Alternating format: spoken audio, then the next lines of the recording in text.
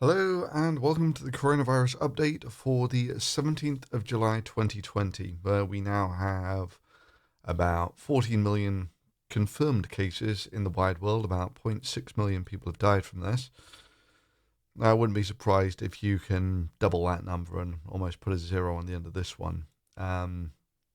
But these are the confirmed cases. United States continues to be the most infected country in the world, again hitting peak cases. And Fauci's prediction made all the way back here that America might get to 100,000 looks very, very attainable. Now America's got one saving grace in all of this, and that while deaths have gone up, they've not gone up nearly as much. Well, I suppose maybe they have actually. If you take this point, the cases have almost tripled. Let's see what's happened to the deaths, shall we? So these are the daily deaths in America, and they were getting down to 500 a day, and they're getting up for 1,000 a day.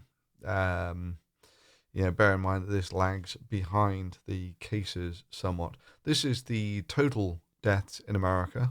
This, some time ago, was the model that I predicted for it.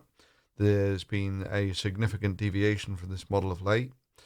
Bear in mind this has to plateau out at some point. So, in fact, let's put another 6 months on this. So we're about 150 days at the moment. We'll go up to 300 days. And you will see that 200,000 deaths, it looks easily attainable from this. That being said, America at its peak was losing about 2,000 people a day. That's about a 9/11 per day.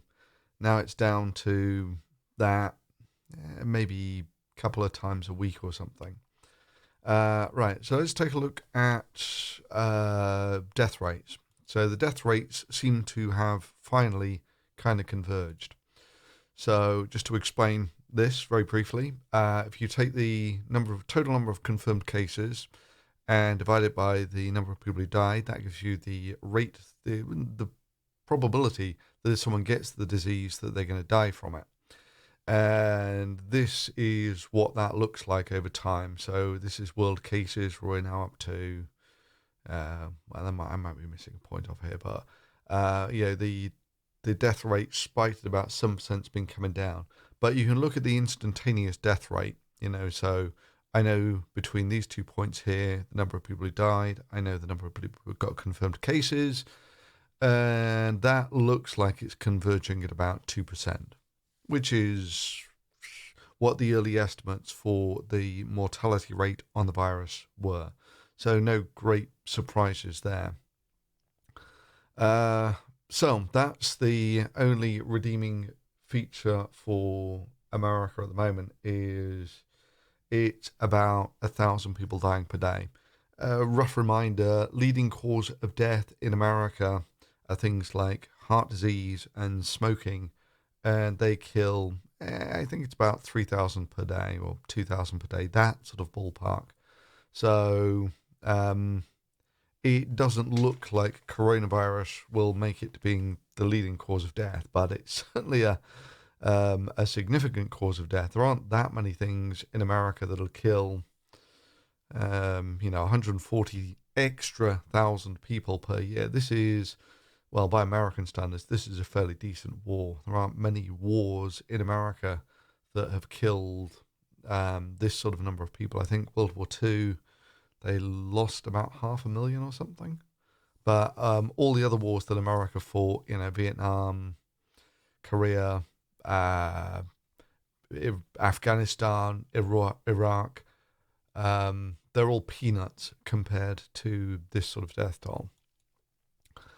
Let's. The one thing that I still. America is the only country that has had this massive second resurgence. And it's quite infuriating arguing with people on Twitter. People who really haven't looked at the numbers in any sort of significant detail, making the most trivial of straw man, like a man in California died in a car accident and was diagnosed as having died from COVID-19. These are nominal. There's numerous ways you can calculate the number of people who die from this. Probably the best is you look at the number of people who died this time last year or for the last 10 years in this month and compare it to this month. That's excess deaths. And all of those put, the current coronavirus death tolls as being lowballing it. Anyway, and yeah, in the early days, it was all about, when America was first of all spiking. But what about China? China's covering it up. China's much, much worse. This sort of thing where you've got to do a relative comparison. Well, actually, no, you can sort of take a look at the whole world and see how people are doing. And yeah, if you go to South Korea, they were for a while the second most infected country on the planet, and even they've not got rid of the virus completely. Right? Which brings us to this: you take a look at just how much of the virus there is in the world. This ain't going away anytime soon.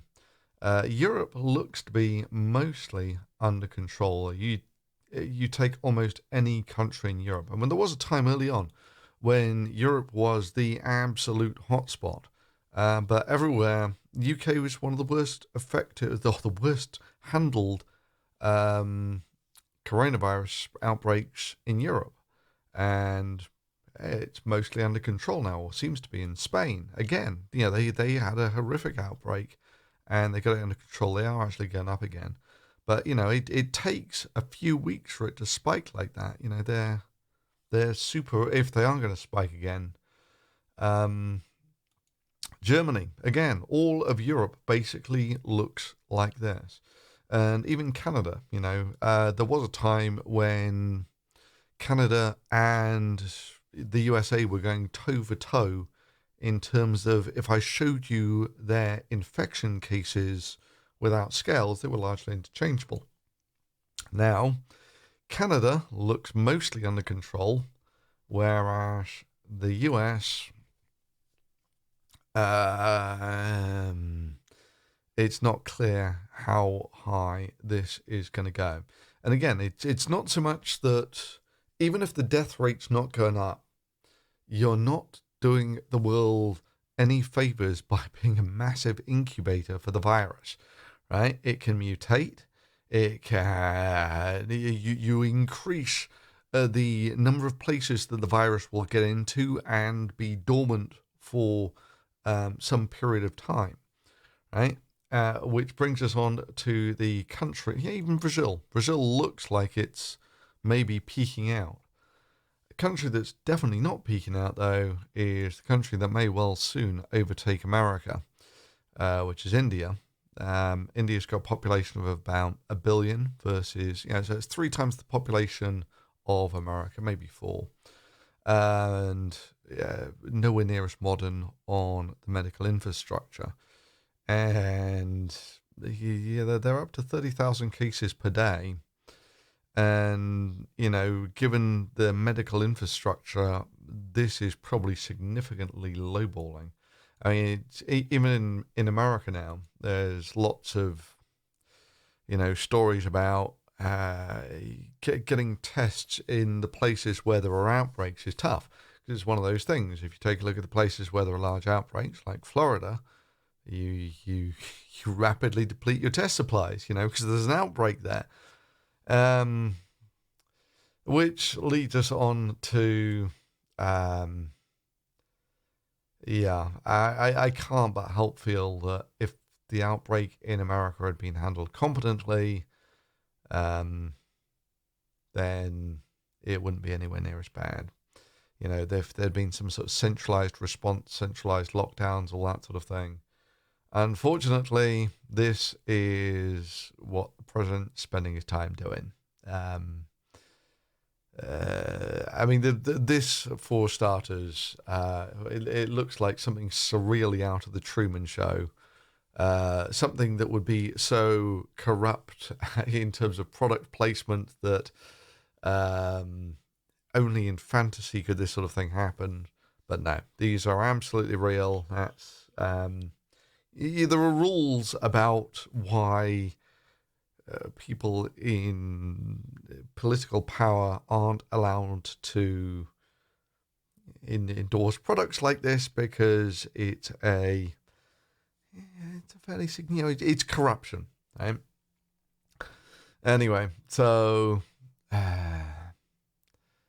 yeah, that's all kind of messed up.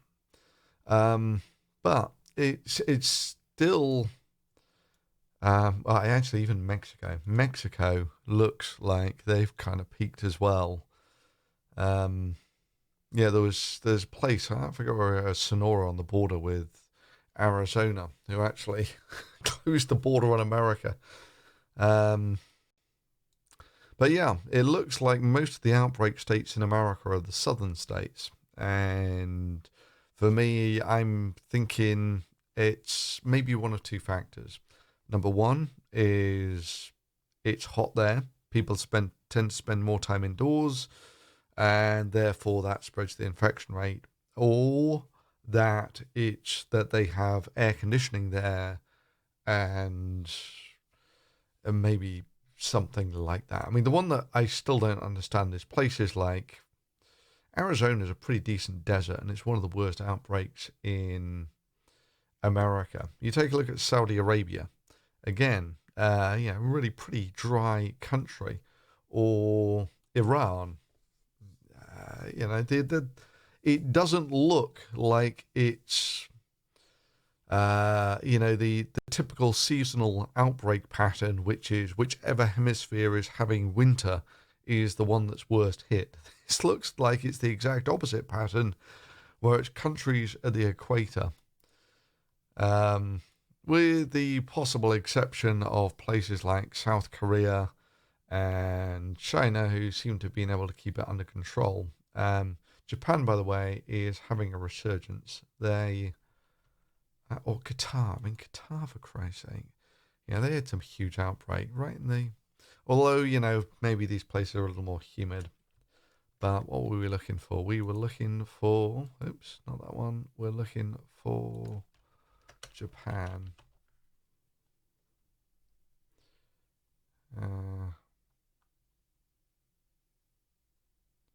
Where's Japan?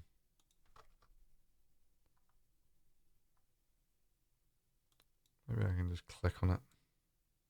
No, it's separated into regions. Oh, there we go, Japan. Yeah, well, first of all, that's the cumulative cases. If you do it by daily cases, they're almost at record highs.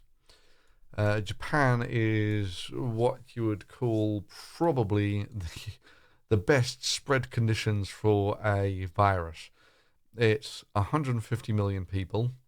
That's half the population of America in a significantly smaller area. Yeah.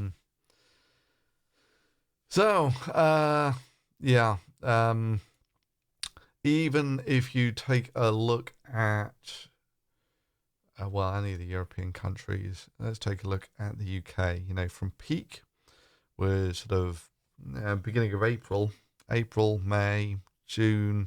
It takes 2 to 3 months to get things back under control. If you do your lockdown and your population take it seriously and all that sort of thing. And looked at like that, for America, it's going to be a while. I mean, you're looking at, realistically 2 to 3 months from now. So that's July, August, September. Yeah, so it's not clear what's going to happen there. Anyway, so I think at that I will wrap this up for today. One, yeah, stay safe, keep your hands clean. If you enjoyed the video, I'd appreciate it if you give it a thumbs up, and see you next time.